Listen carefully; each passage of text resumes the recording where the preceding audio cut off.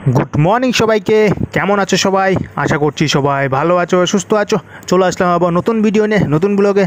আর তোমরা সবাই জানো আমি কলকাতায় গিয়েছিলাম, তো কলকাতায় আজকে ছিল দ্বিতীয় দিন। আজকে সকালবেলায় দেখতে পাচ্ছ বিলাট নিয়ে গেছে, কারণ কালকে সব কিছু বিল টিল করে আসছিলাম বিকালে সন্ধ্যার দিকে। তো আজকে সকালবেলায় রুম থেকে বিলাট নিয়ে গেলো। তো রুম থেকে বিলাট নিয়ে যাওয়ার জন্য তোমাকে হাসপাতালে বিলাট রুমে যেয়ে কথা বলতে হবে আগের দিন বিল করে এসে। তুমি যেখানে থাকো সেখানকার ঠিকানা দেবে, তোমার রুমে এসে বিলাট নিয়ে যাবে, কোনো টাকা লাগবে না। আর এন্টার হসপিটালের স্টাফগুলো নিয়ে চলে আসবে, বুঝলে? তার জন্য কোনো টাকা লাগবে না। তোমরা যদি করতে চাও অবশ্যই করতে পারো, কারণ আগের দিন বিল করে রাখবে, তাহলে তোমাদের পরের দিন সকালবেলা ঠিক টাইমে এসে তোমার ট্যাক্রোম লিমাস থাকলে সেটা বিলাটটা নিয়ে যাবে। তো সেটা অনেকটা সুবিধা হয়, সেটা আমারও অনেকটা সুবিধা হয়েছে। তারপর সকালবেলা দেখতে পেলে চা বিস্কুট খেলাম, চা বিস্কুট মুড়ি হালকা করে খেলাম, তারপরে বেরিয়ে গেলাম আয়রনটাউন হসপিটালের দিকে। দেখতে পাচ্ছ হসপিটালে চলে আসলাম। আমি ছিলাম তোমার গিয়ে কি হনুমান মন্দিরটা আছে ওই সাইডে, তোমার কল্পনা গেস্ট হাউস আছে তার পাশেই। কারণ তোমার গিয়ে ওখানে ভাড়াটা মোটামুটি কমই লেগেছে। তো এখন আসলাম তোমার সকালবেলা ইউজি করার জন্য। তো ইউজি করার জন্য তো এখানে আসতে হবে, কারণ সন্ধ্যার দিক হয়ে গেছিলো। কালকে ডাক্তার দেখিয়ে বিল লিখিয়ে তারপর তোমাকে মানে ইউজির ওখানে গেলাম, বললো এখন করাবে না। তারপর ব্লাড টেস্টের ওখানে গেলাম, তো ওখানে বলে আসলাম। তো ওখান থেকে রুমে এসে আমার সকালবেলা ব্লাডটা নিয়ে গেলো। তো এখন গেলাম ইউজি করার জন্য। সকালবেলা বেরিয়েছিল 13 নাম্বার ছিল আমার টোকন নাম্বার, দেখলাম। তো ওখানে বিল তো আগের দিনই করা ছিল, কোনো অসুবিধা ছিল না। তো ওখানে শুয়েছিলাম, দেখতে পাচ্ছ এখন আমার ইউজি হবে। তা আমি শুয়েছিলাম, তো এখানে ডাক্তারবাবু এখনও আসেনি। তো আমি এখানে শুয়ে শুয়ে কী করবো, একটু তাই ভিডিও করলাম ইউজির ওখানে। তারপরে ওখান থেকে ডাইরেক্ট গেলাম বাজারে ভিডিও তো করিনি, হালকা বৃষ্টিও ছিল। তো বাজারে ওখানে গেলাম, বাজারে গিয়ে তোমার গিয়ে দেখতে পাচ্ছ মাছ টাছ নিয়ে আসলাম। আমি আর মাই গিয়েছিলাম তো মুকুন্দপুর বাজারের ভিতরে ঢুকে ওখানে মাছ নিয়ে আসলাম, কারণ কালকে মাছ নিয়ে আসলাম। তো এখন 10টা বাজে, তার জন্য আর বেশি দেরিও করিনি। তো 9:30টার দিকে আমার হয়ে গেছে ওজি। তো 8টার দিকে গিয়েছিলাম আমি, 8টার পরে মানে ট্যাক লেভেলের মানে মেডিসিনটা খেয়ে তারপরে গিয়েছিলাম। তো এখন মা রান্না করছে, আর কিছু সবজি নিয়ে আসলাম। তো আলু ছিল, আলু তো কয়েকটা বাড়ি থেকে নিয়ে আসলাম অ্যাকচুয়ালি। আলু আর কি কিনবো, কিনিনি। তোমার কি এখানে কিনেছিলাম পটল কিনেছিলাম, একটা বাঁধাকপি ছিল, বাঁধাকপি কিনেছিলাম। তো সেটা দিয়ে খাওয়া দাওয়া করছিলাম। তারপর দুপুরে রান্না হয়ে গেলো। তারপর আমি একটু বাইরে গিয়েছিলাম, বাইরে একজনের সাথে দেখা করলাম, দেখা করে আসলাম। যেরকম সুকমল দা আছে, তোমরা অনেকে চিনো হয়তো যারা আর এন ঠাকুরের ওখানে থাকো। তো তার সাথে দেখা করতে গেলাম, কারণ 1 বছর পরে আসলাম। তো তার সাথে একটু দেখা করতে গেলাম।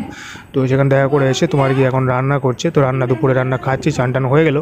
তো দেখতে পাচ্ছ ছোটো পটল ভাজা ছিল, পেঁয়াজ দিয়ে হালকা পটল ভাজা ছিল, আর তোমার গিয়ে বাঁধাকপি ছিল মাছের মাথা দিয়ে। তো মাছ তো বেশি না, ছোটো মাছই এনেছিলাম, অল্প টাকারই। বুঝতে পারো 2জন মানুষ খাবো, 2 টাইমে খাবো, তো 4 পিসের মতো মাছ হয়ে গেছে। তারপর তোমার গিয়ে তরকারি রান্না করেছে। তোমার কি এনেছিলাম পটল আর আলু দিয়ে, পটল আর আলুর ঝোল করেছিল, আর তোমার বাঁধাকপি ছিল, আর একটা তোমার পটল ভাজা ছিল, ঝুড়ি করে পটল ভাজা ছিল। তো সেটা দিয়ে খাচ্ছিলাম। তো মা ওখানে খাবে, আমি চেয়ারের মধ্যে বসেই খাচ্ছিলাম। তারপরে দেখতে পাচ্ছ এখন বৃষ্টি হচ্ছে। তো এখন যাচ্ছি সন্ধ্যার দিকে, সন্ধ্যার কিছুটা আগে হবে, 4:30টার দিকে সামথিং ডাক্তার দেখাতে হবে। রিপোর্টগুলো সম্পূর্ণ আমি পেয়ে গেছি, আমি ব্লাড টেস্টে আর ট্যাক লেভেল সবই পেয়ে গেছি, শুধু ইটা পাইনি, ওই এইসিল আর বিকে ভাইরাস। তো আগের ভিডিওতে বলেছি সেটা তো পাওয়া যাবে না, 4-5 দিন টাইম লাগবে।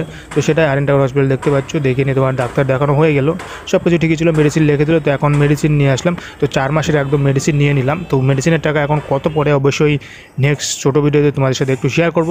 তারপর সন্ধ্যা হয়ে গেছে এখন, কারণ রাতে যাব বাড়িতে।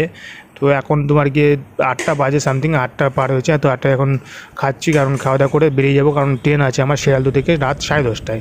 তো দেখতে পাচ্ছ, তো খাওয়া দাওয়া করে বেরিয়ে গেলাম 9টার দিকে সামথিং, বেরিয়ে গেলাম 9:45-টার দিকে, কারণ একটু আগে বেরোনো ভালো। আর তার মধ্যে বৃষ্টি হচ্ছে, স্টেশনে একটু দেরি করে অনেকটা ভালো। আর আমাদের ট্রেন বালুঘাটের ট্রেনটা আগের থেকে স্টেশনে এসে দাঁড়িয়ে থাকে 1 ঘন্টা 1.5 ঘন্টা আগের থেকে, অনেক সময় আগের থেকে প্ল্যাটফর্মে এসে দাঁড়িয়ে থাকে। তো তার জন্য তো একটু টেস্টই করে নিলাম, কারণ তোমার গিয়ে এখন বাসে যাওয়া সম্ভব না। আর শিয়ালদহ সেরকম তো ডাইরেক্ট এরকম বাস যায় না এখান থেকে মুকুন্দপুর স্টেশন থেকে, তো মানে স্ট্যান্ড থেকে। তো তার জন্য তোমাকে টেস্কি করে নিলাম। টেস্কি দিয়ে তোমার গিয়ে 300 টাকা ভাড়া নেয়। তো 300 টাকা ভাড়া নিল 2জনের। তো চলে গেলাম রাত করে, কারণ আবার কী হবে বৃষ্টির দিনে বলা যায় না, বাসে টাসে গেলে অনেকটা ঝামেলা হবে। কারণ বাসে গেলে তোমার এখানে যে হাওড়ার বাসগুলো যায় সেখান দিয়ে যেতে মনালি নেমে তারপরে আবার শিয়ালদহ ওখানে এক্সট্রা বাস ধরতে হবে, তো ঝামেলা। তো দেখতে পাচ্ছ, তো ট্রেনের ওখানে চলে আসলাম। আর অ্যাকচুয়ালি ট্রেনের মধ্যে কী হয়েছিল, আমরা করেছিলাম স্লিপার টিকিট কেটেছিলাম। তো আর এসি ছিল, সেটা থেকে আমার কনফার্ম হয়ে গেছে এসিতে। দেখতে পাচ্ছ আমিও কনফিউজ হয়ে গেছি প্রথমে, যে কী করে এসিতে মানে কী করে হলো, থার্ড এসিতে হয়ে গেছিলো। তো বিন্দাস গিয়েছি। তাছাড়া অবশ্যই আমি স্লিপারে কেটেছিলাম। তো যাওয়ার সময় খুব কষ্ট করে গিয়েছি, আর মানে আসার সময় কলকাতায় আসার সময় খুবই কষ্ট করেছি, বাট যাওয়ার সময় খুবই আরামে গেছি। দেখতে পাচ্ছ স্লিপার, তো বিন্দাস শুয়ে টুয়ে গেছি এসির মধ্যে। থার্ড এসি ছিল। তো এসির মধ্যে শুয়েটে মা আমি দুজনেই মানে এসিতে কনফার্ম হয়ে গেছে, তো ফ্রিতে এসিতে যাওয়া হয়ে গেল। আর কি বলবো, কিন্তু আসার সময় খুবই দুজনে এক সিটে বসে খুব কষ্ট করে আসছি, যাওয়ার সময় খুবই বিন্দাসে গিয়েছি, ওখানকার সব থার্ড এসিতে ছিলাম। তারপর সকাল হয়ে গেল, তো সকাল তো আমি তোমার গিয়ে মালদাতে পৌঁছালো তোমার 5টা 5:30 সামথিং মালদাতে পৌঁছায় 5:30টার দিকে। তো ওখান থেকে যেতে যেতে টাইম থাকে 7টার দিকে তোমার গিয়ে যাবে বুনাদপুর। আমি যেখানে নামবো 7টার দিকে টাইম আছে, 6:50, বাট লেট করেছিল ট্রেনটা একটু, তো কারণ মাঝখানে কোচিং করেছিল 1 লাইন ট্রেন, তো তার জন্য দেখতে পাচ্ছ সকালে একটু ফ্রেশ ট্রেশ হয়ে গেলাম। ফ্রেশ কি এখানে তো কিছু করিনি, কারণ ট্রেনের মধ্যে কোনো কিছু করবো না, বুঝতে পারছো। আর সকালে দারুণ কুয়াশা পড়েছে, তো এই সিট থেকে দেখা যাচ্ছে কাজ একদম মানে বন্ধ হয়ে আছে, মানে সাদা হয়ে আছে। আর আমি আর মা এমনি বসে আছি, সামনে স্টেশন প্রায় চলেই আসছে, তো দেখতে পাচ্ছ। তো এখানে একটু মানে বুনাদপুর আসার আগে একটা স্টেশন আগে একটু লেট করছিল, কারণ তেভাগা এক্সপ্রেস কলকাতায় সকালবেলা একটা ছাড়ে আমাদের ওখান থেকে গাড়ি যায়, সেটা ছাড় দেওয়ার জন্য, কারণ সিঙ্গেল লাইন অন্য জায়গায় ছাড় দিতে পারবে না, তো সেখানে ছাড় দিল। তো ট্রেনটা চলে গেল, তারপর রওনা দিল। তো এখান থেকে মাত্র 10-15 মিনিট লাগবে বুনাদপুর যেতে। এখানে তোমার গিয়ে সিঙ্গেল লাইনের জন্য তোমার গিয়ে লেট হয়েছে মানে আধা ঘন্টার মতো।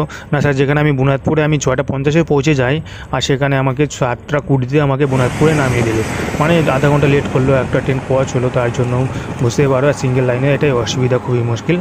তো তারপর আমি দাদাকে মানে টোটোতে করে চলে যাচ্ছি, দেখতে পাচ্ছ। সেই দাদাকে বলে রাখছিলাম যে দাদা টোটোতে আমি আসলাম, আমাদের গ্রামের বাড়ি একই জায়গায় বাড়ি। তাকে ফোন করে বলে রেখেছিলাম, সেই স্টেশনে এসে দাঁড়িয়েছিল, সে অনেকক্ষণ থেকে দাঁড়িয়েছিল। আমিও তো ভেবেছিলাম 6:50 ঢুকে যাবে, সেও সেই টাইমে চলে আসে, কিন্তু ট্রেন যাচ্ছিল না, সে মানে ওয়েট করছিল। তারপর বাড়ির দিকে চলে আসলাম, দেখতে পাচ্ছ, দেখতে দেখতে গ্রামে চলে আসলাম। দুদিন আগে তো প্রচণ্ড বৃষ্টি হয়েছে বলে এখানে তার রাস্তায় দেখো কতটা জল জমে আছে, কি বলবো। তো আজকের ব্লগটা এখানেই রাখছি, দেখা হচ্ছে পরের ব্লগে। সবাই ভালো থেকো, সুস্থ থেকো। আর কত টাকা মেডিসিন লাগলো আর হাসপাতালে কী ফান্ডের জন্য অ্যাপ্লাই করলাম আবার, সেটা অবশ্যই তোমাদের আমি নেক্সট ভিডিওতে শেয়ার করব। সবাই ভালো থেকো, সুস্থ থেকো। আর কারো কিছু পার্সোনাল প্রশ্ন থাকলে অবশ্যই কমেন্টে জানাতে পারো। আর দেখতে পাচ্ছ কতটা জল জমে গেছে আমাদের রাস্তায়, কী বলবো, এই জন্য রাস্তার দিকে হাঁটতেও আর যেতে পারি না, এমন পরিস্থিতি।